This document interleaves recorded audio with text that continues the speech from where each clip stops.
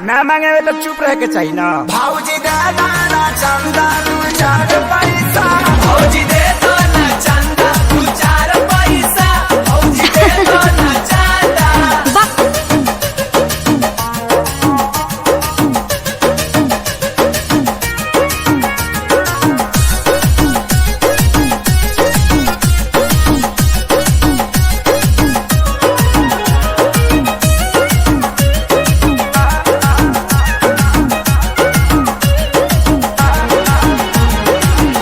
थोड़े मंगला से पूजा हो जाई, अगिला दशहरा ले भतीजा हो जाई। ओ तलो थाती तंदा दे दो, पहले आ जाए दे।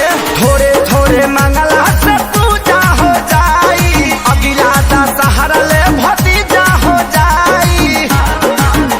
कहे डांट के भगावेलू भिखार जैसा, कहे डांट के भगावेलू भिखार जैसा। भौजी दे दाना चंदा तू 4 पैसा, हे भगवान, हमरा लगे पैसा से नहीं थे। दाना चंदा तू 4 पैसा। आइम पुलिस दे तो ये ततईता ओ ताई मल्ला चंदा मांगे बड़ा की पूरी खाए।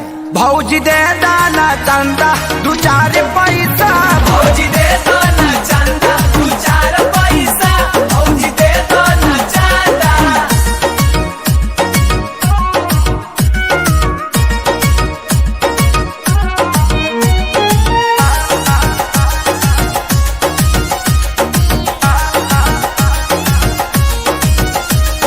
पर्ची लेके आइल बाहर पवन दुआरी, होई जागरात गाना गई है खेसारी।